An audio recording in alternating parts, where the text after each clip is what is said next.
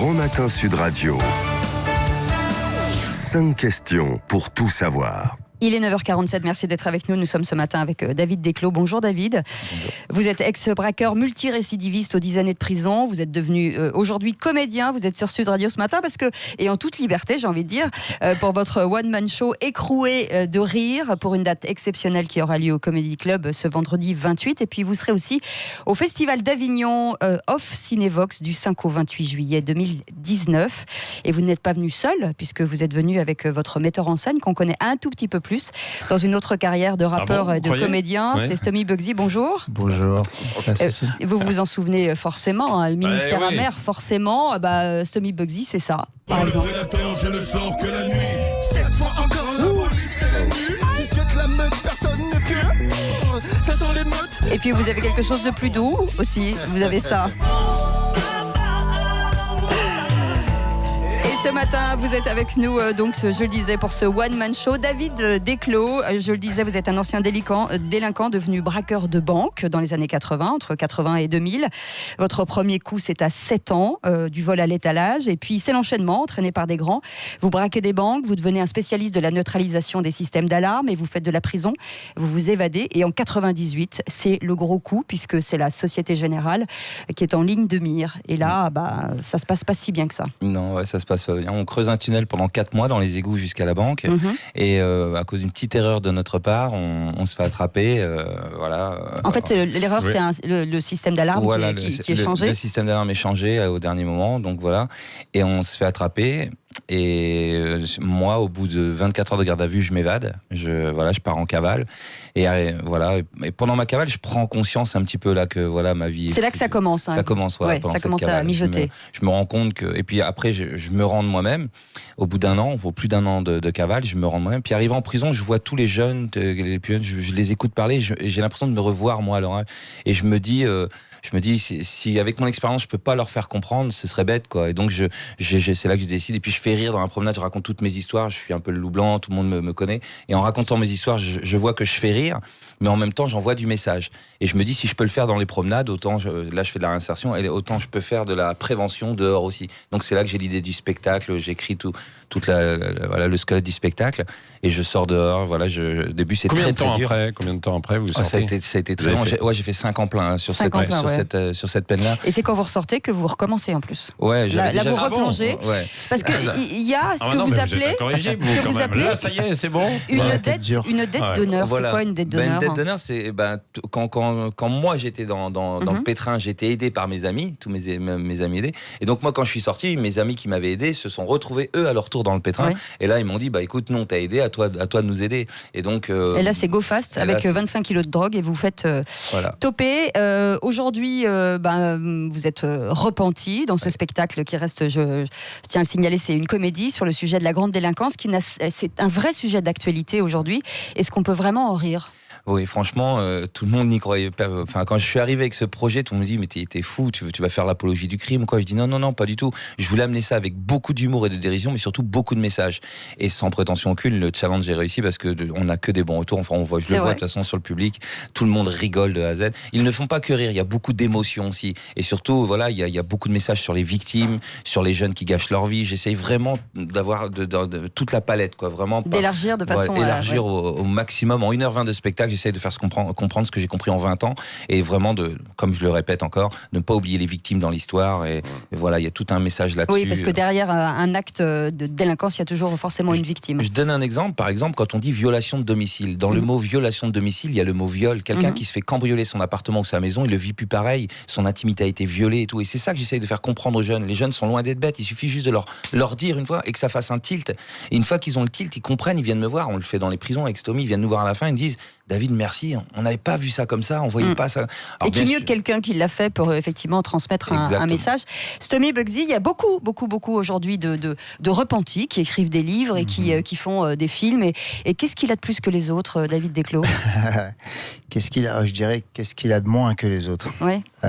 Déjà, ni armes ni violence. Il a moins de colère, déjà. Il a moins de colère, moins d'amertume et beaucoup plus d'amour.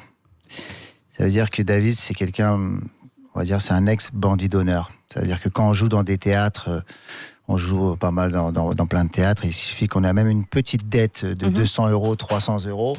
Il veut absolument appeler les gens, la payer. C'est quelqu'un de très réglo dans le monde de la musique. Et dans le monde du show business, on sait comment c'est, mais lui, il vient pas de ce monde-là. Maintenant, il fait partie du show business, que c'est un acteur confirmé des planches de théâtre, mais c'est quelqu'un d'honneur. C'est vraiment quelqu'un qui a une parole. On va dire, les gens qui ne savent pas que c'était un bandit, c'est pas possible, Stomy. Mais ton pote, c'était pas un bandit, il est trop réglo, il est trop carré. Et c'est ça qui est fantastique avec lui. Mais la délinquance a changé, puisque aujourd'hui, on parle plus du tout, justement, dans les banlieues de Côte d'Honneur. C'était avant.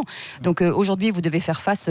Vous dites que vous allez dans les prisons, mais aujourd'hui, ce sont des gens qui sont sans foi ni loi pour la plupart du temps. Je voudrais pas généraliser. Franchement, on sent que ça a augmenté au niveau de la criminalité. Mais à tout temps, il y en a eu. Et ils sont pas tous. Il y en a qui restent sauvables. Et il y a encore des codes d'honneur dans les banlieues. Il en reste quand même. On pourrait croire que l'ancien, c'était mieux à l'ancienne. C'est ce qu'on dit toujours. On est nostalgique de l'ancienne. Mais nous, on a rencontré quand même des gars. On le fait pas que dans les prisons. On le fait aussi dans les quartiers. On a fait les quartiers de Toulouse, de Marseille, de Paris et tout. On a rencontré des super mecs, des mecs qui veulent revenir à cette mentalité à l'ancienne. Qui ne savent pas comment. Voilà. En fait, ils vont vers les anciens et ils commencent à écouter plus ces anciens. Ils commencent à se rendre compte. Alors, on voit que la jeunesse est plus virulente. Les armes encore plus rapidement qu'avant. Et plus jeunes. Voilà. Mais on sent qu'ils sont pas bêtes. Il suffit juste de revenir vers eux et d'aller leur parler, d'aller marteler tout ça. Je pense qu'il y a eu une série d'années là où ils n'ont pas été assez coachés par les anciens. Oui, mais comment vous expliquez ? Parce que vous dites que vous avez gagné parfois entre 100 000 et 300 000 € quand vous voliez. Comment on revient dans une vie normale avec des salaires plus proches de ceux des Français ? Il ne faut pas se le cacher, c'est très, très, très, très, très dur. On le voit avec Comment vous demandez à des gamins qui peuvent gagner 1 000 € par jour en vendant de la drogue de se dire, voilà, aujourd'hui, comme vous l'avez été, tu vas être éboueur pour te réinsérer et trouver un travail ? Je suis franc d'entrer avec eux. Je leur dis, ça va être très très très dur. On le voit avec le mouvement des Gilets jaunes, on voit comment que la vie est dure, donc il ne faut pas se voiler. Enfin, je leur dis, mais le pari est gagnant. S'ils prennent ces décisions et qu'ils vont vers la voie honnête, un vieux bagnard m'a dit un jour, quand tu comprendras qu'il est plus facile de faire 1 € honnête que 2 € malhonnête, t'auras tout compris. Et ça, on essaie de leur faire comprendre. On leur dit, ça va pas être facile, ça va pas être une partie facile, parce que c'est vrai que passer de ce que vous venez de dire, de 1 000 € en 2 ans, et ça, c'est très très dur.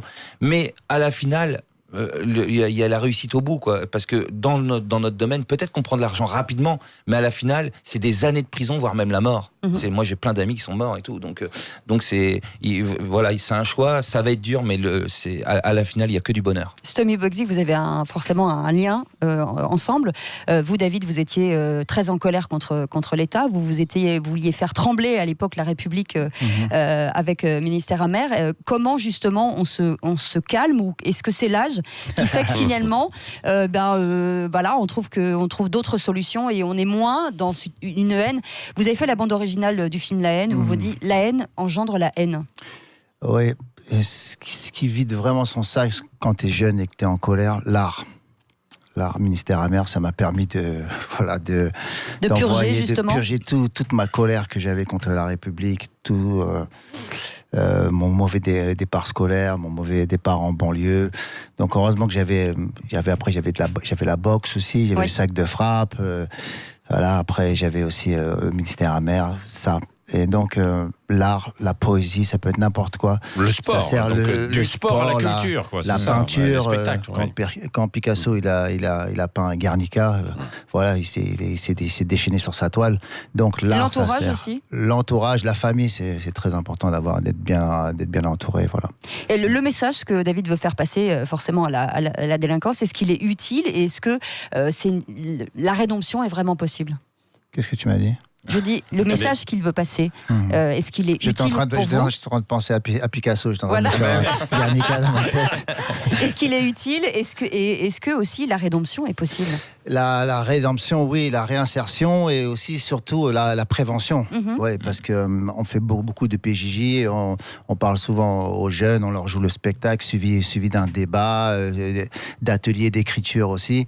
Et bien sûr, c'est possible, mais c'est, comme tu l'as dit tout à l'heure, qui mieux qu'un ancien gangster pour leur parler. Sinon, les jeunes, ils s'écoutent pas. Ouais, ce qu'il y a, ça doit pas être évident, parce que dans les prisons, elles sont surchargées peut-être encore plus qu'auparavant, et en plus de ça, il y a des phénomènes culturels les jeunes viennent d'un peu de partout et on dit qu'il n'y a plus de règles, il n'y a plus rien. C'est vrai que c'est de plus en plus. Mais moi, je crois et j'apporte quelque chose de. Enfin, on apporte, Stomy et moi, on apporte ensemble quelque chose d'important que je voudrais essayer en quelques mots de le dire.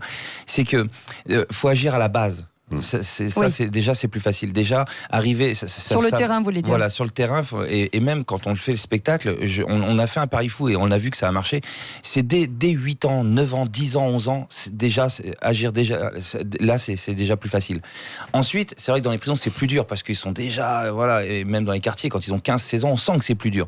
Mais c'est là où je voudrais vraiment expliquer ce qu'on apporte de plus, c'est qu'on apporte les victimes avec nous. On veut pas les laisser. En fait, le pari peut être gagnant que si on travaille ensemble. Une cohésion entre les deux. On apporte des ateliers en prison, c'est-à-dire de travailler avec les détenus, mais et on apporte toujours deux victimes avec nous qui se présentent qu'à la fin. Au début, les détenus savent pas que c'est des victimes. On fait des ateliers d'écriture et tout. Et après, on fait le spectacle et suivi du débat. Et c'est arrivé au débat, à la fin, que les victimes viennent sur scène, se présentent et disent voilà, nous, on a été braqués, on a été cambriolés. On a passé la journée avec vous, on a bien rigolé. Mais voilà ce qu'on a vécu. Ils expliquent leur traumatisme, ce qu'ils ont, leurs séquelles et tout ça. Et là, moi, je crois fort en cette justice réparatrice.